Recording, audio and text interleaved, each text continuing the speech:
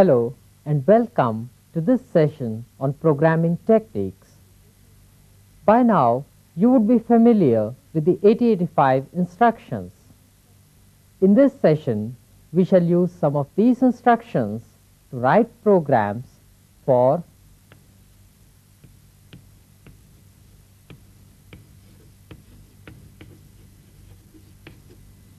time delays,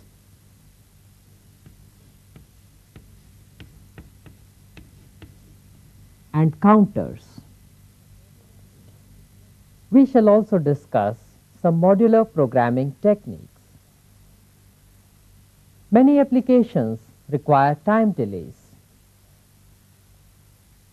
Let's look at a live shot of a traffic light where the red light glows for 30 seconds, the yellow for 5, and the green for 25 in sequence. These time delays can be introduced by executing instructions in the microprocessor. Can you guess how many instructions you would need to execute for a delay of 1 second? Many thousands, because practically the execution time for various instructions is of the order of a few microseconds. This is how we do it.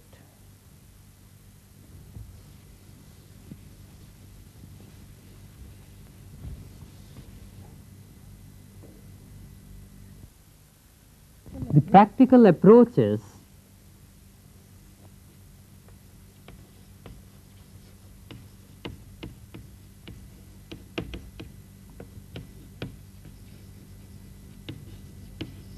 to load an 8-bit or a 16-bit register called the delay or count register with a programmed value called the delay or count value.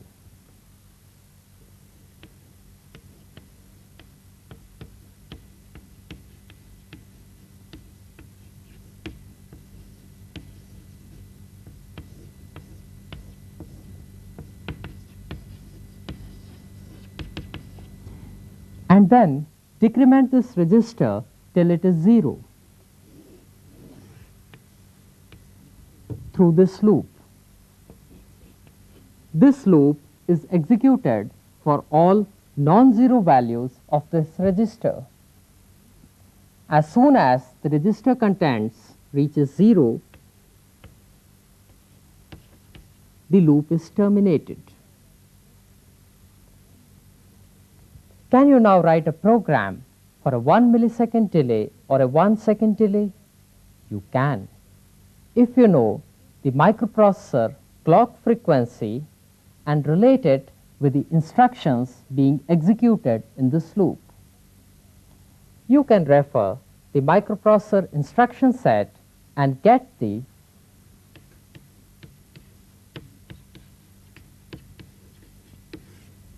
T states, which is basically the number of clock cycles that the instruction takes to execute. You can then sum up the total T states of the instructions in this loop and multiply it by the microprocessor clock time period. The microprocessor clock time period T is inverse of the clock frequency. For a 1 megahertz clock frequency, 1 T state would be equal to 1 microsecond. For a 2 megahertz clock frequency, 1 T state would be equal to half a microsecond. Therefore, instructions totaling 24 T states would take 24 microseconds to execute if the clock frequency is 1 megahertz, but would take only 12 microseconds to execute if the clock frequency is 2 megahertz. Let's now develop a program for a time delay using an 8-bit register.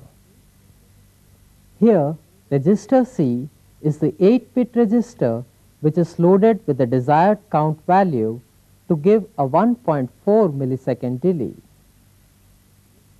We shall come back on what this value should be later. Then register C is decremented until C is 0 through a loop to give the desired delay. The instructions being executed in the loop are decrement C and jump or non-zero to loop back. The execution time of these loop instructions can be referred from the instruction set and are 4 plus 10 equal to 14 T states. For a 1 megahertz system clock frequency, 1 T state would take 1 microsecond. 14 T states would require 14 microseconds. If n is the number of times loop has to execute to give 1.4 millisecond delay, then the value of n would be 100. The microprocessor registers are usually programmed in hexadecimal values. The hex value of 100 is 64, which is loaded initially in the C register by the move immediate C instruction. An 8-bit delay register is used if the delay is of the order of a few milliseconds, because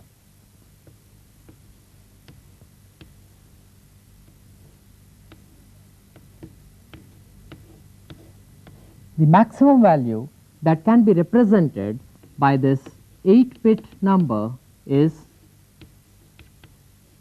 255. For delays in seconds,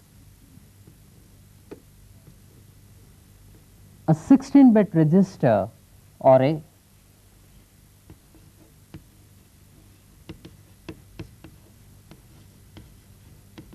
register pair is used. Let us look how the program would look like in this case. The register pair selected here is BC, which is decremented till it is 0. The maximum counts it can be decremented is 64K. Note the instructions being executed in the loop this time. Can you guess why we need the move C to accumulator and or B with accumulator instructions, which is basically ORing B and C registers? This is because the decrement register pair instruction does not affect any flags, but the decrement register in the earlier example does. The ORing operation ensures that both B and C have reached 0 and sets the 0 flag if they have. We now need to calculate the execution time or T states of the loop. Here, the total T states are 24. For a clock frequency of 2 megahertz, the loop execution time would be 12 microseconds. For a 100 millisecond delay, this loop has to be executed 8,333 times. The hexadecimal equivalent is 208D. The B register pair is loaded with this value to give a delay of 100 milliseconds for a system clock frequency of 2 megahertz. We have discussed simple methods to write programs for time delays. Can you guess what would be the accuracy of such delays? Practically a few microseconds off. This is because we have not taken into account 1. Loops can be executed only for integer number of times. 2. the execution time of the initialize delay register instruction move immediate to C or load immediate P. 3. The finer programming aspects of the jump or non-zero instruction, which takes 10 T states when the condition fails, but only 7 when the condition is 0. The last loop execution would therefore execute less by 3 T states. For most of the applications like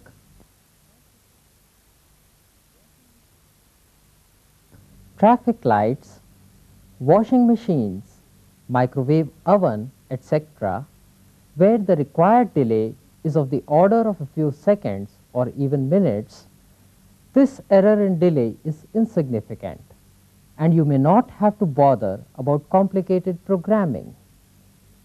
But in applications like baud rate generation for serial transfer, you may have to. Here,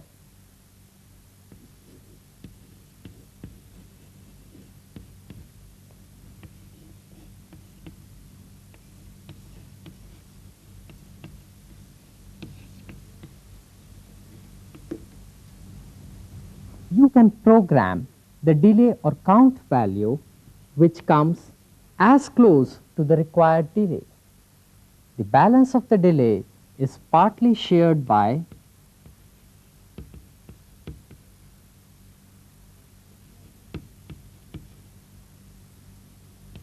the initialization instructions and partly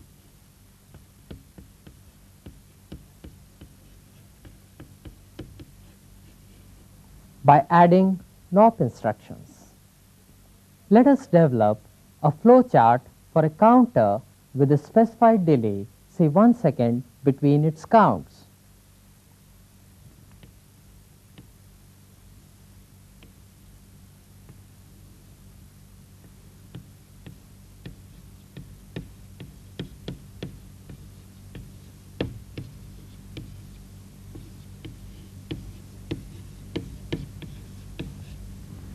The counter is first initialized to the start value, which now denotes the present value of the counter.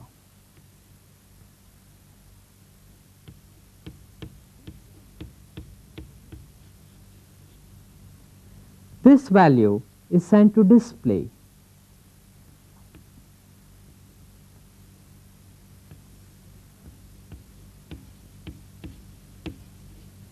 The required delay of 1 second is introduced here.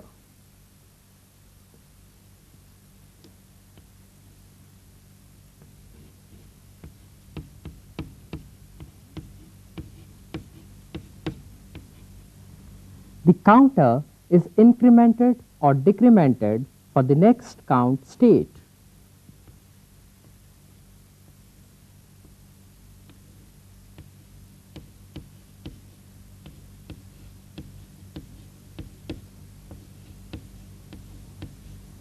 The counter is checked for the count over condition.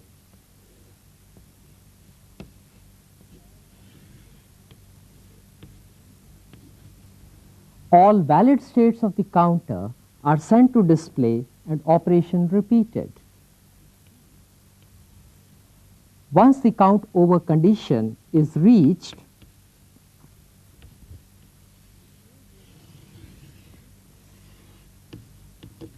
the flow goes back to the beginning where the counter is again loaded with the start value.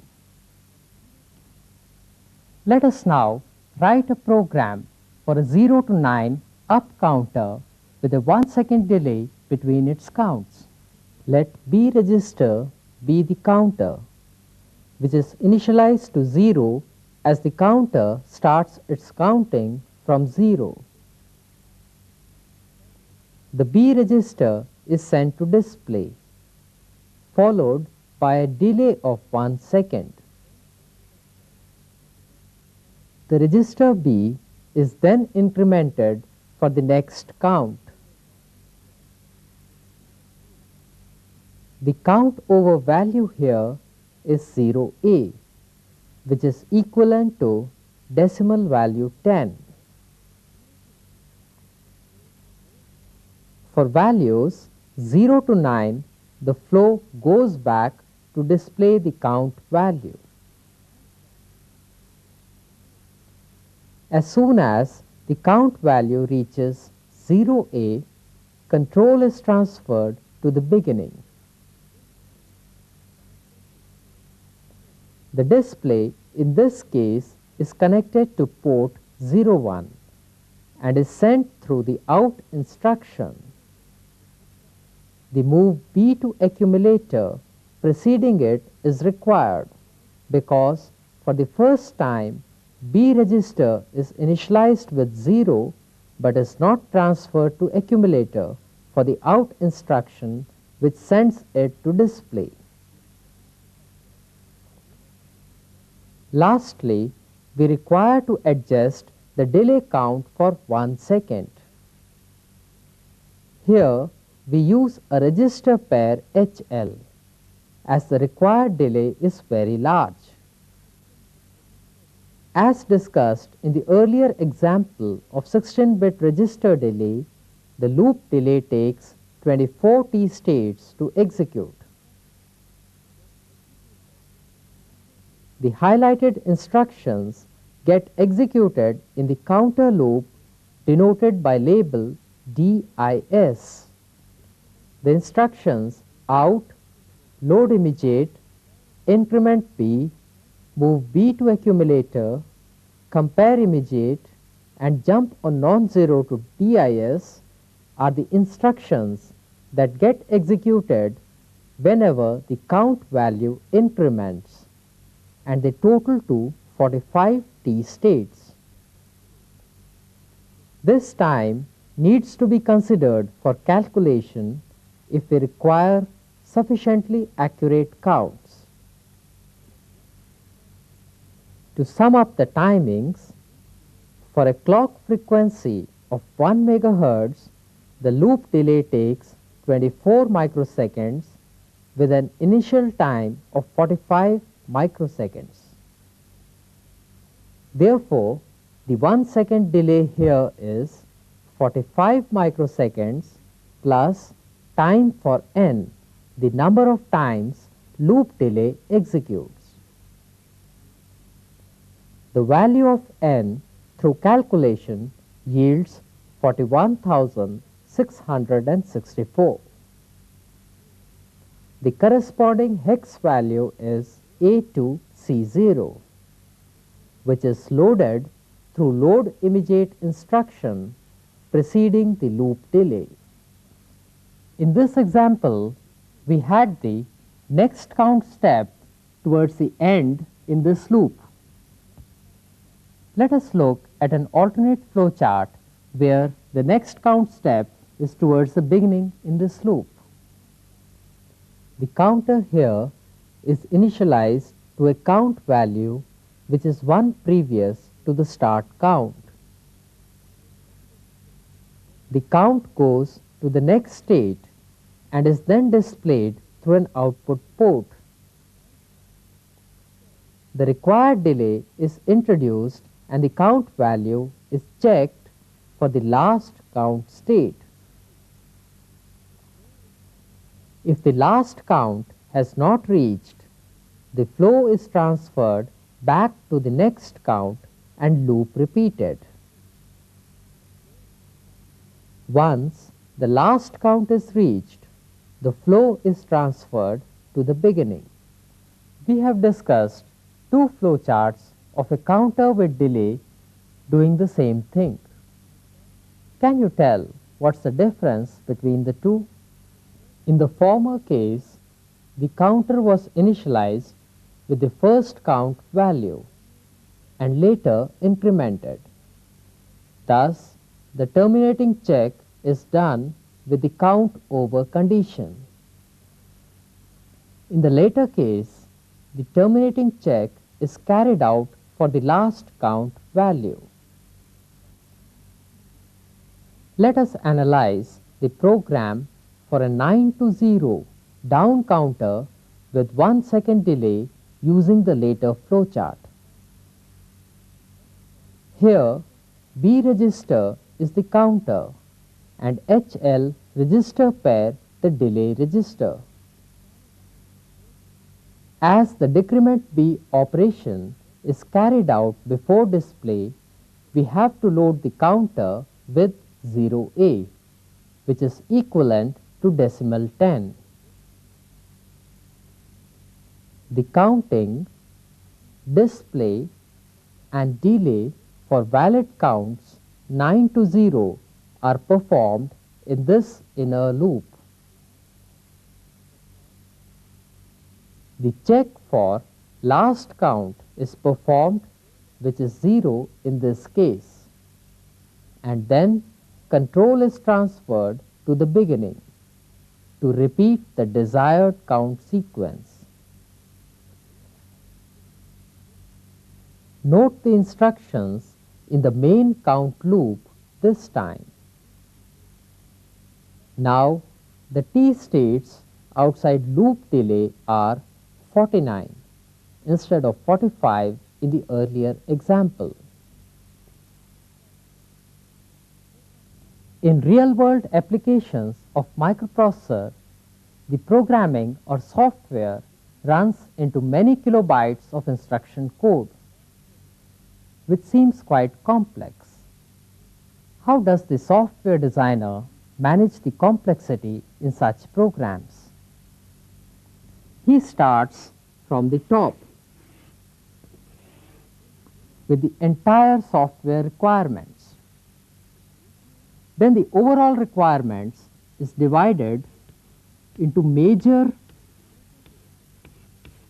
system blocks and is further divided into smaller functional modules whose complexity is now manageable. This methodology of software development is called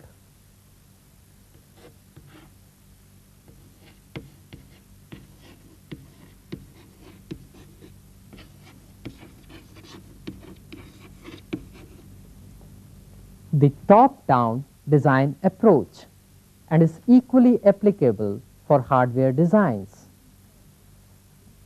The next step is to define how these modules interface with each other. In software, it is called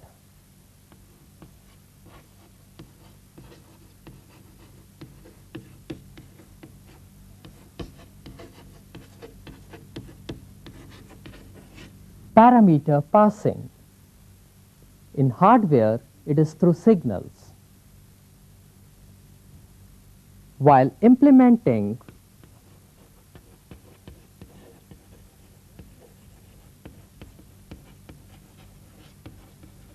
the bottom-up strategy is adopted.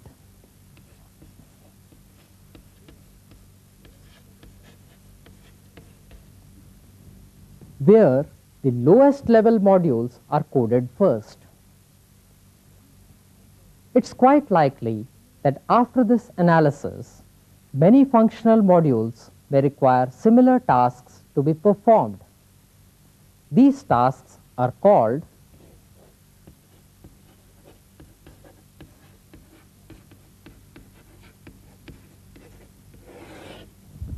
subroutines. Let us now analyze the traffic light problem using this kind of software design approach.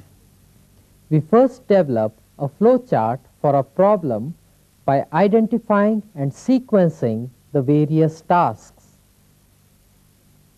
First, red light is turned on. All other lights are off. This status is maintained for 30 seconds by a delay. Then yellow is turned on. Both red and green are off.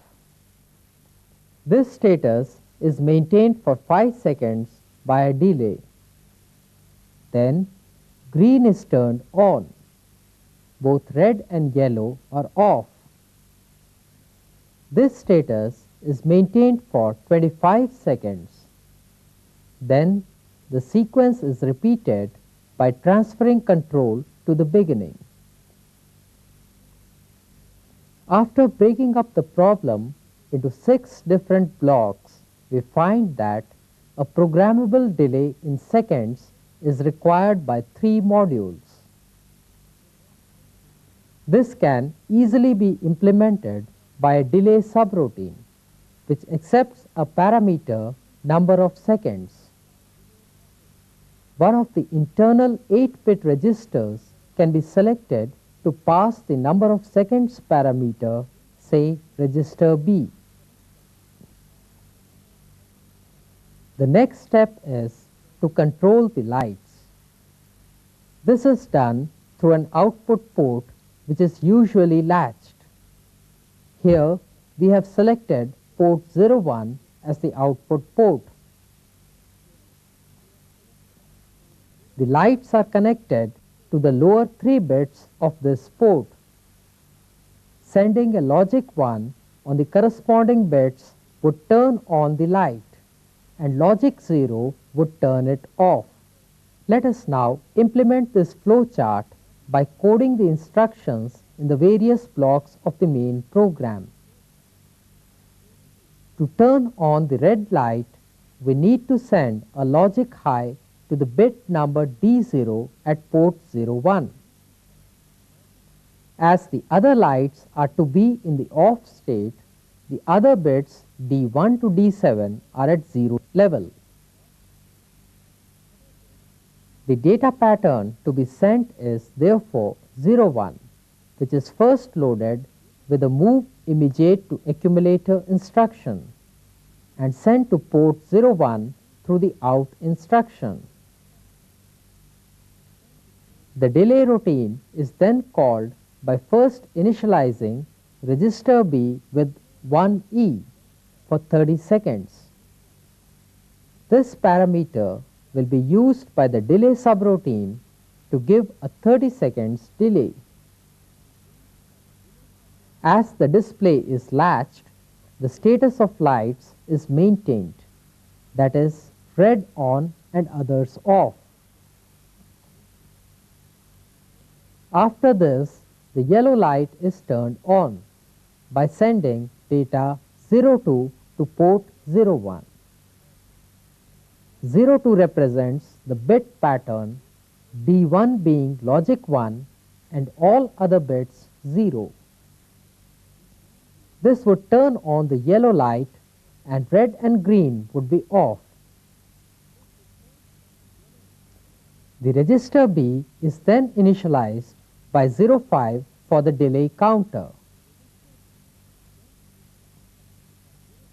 Green is then turned on by sending data 04 to port 01, which turns on the green light and other lights are off. A delay of 25 seconds is introduced by programming register B with 19, which is the hexadecimal value for 25. This is the flowchart for the seconds delay routine. The number of seconds parameter is passed in the B register. The register pair is used here to give 1 second delay and is loaded with A to C0 for a 1 MHz clock frequency. The outermost loop is the down counting of the register till it is 0.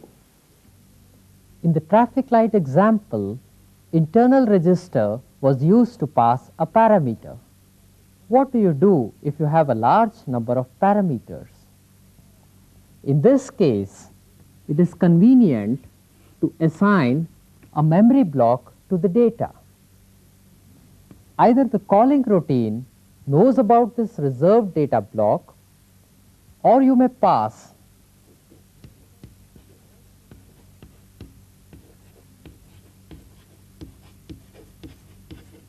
the start address and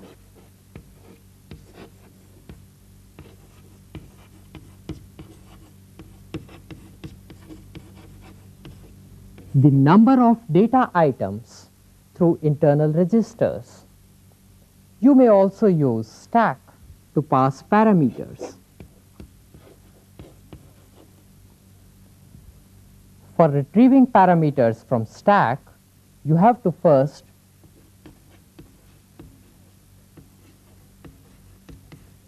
pop the return address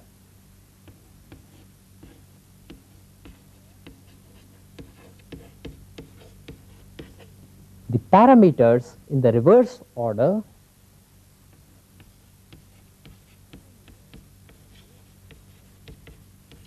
and then push back the return address. With this, we end up this session.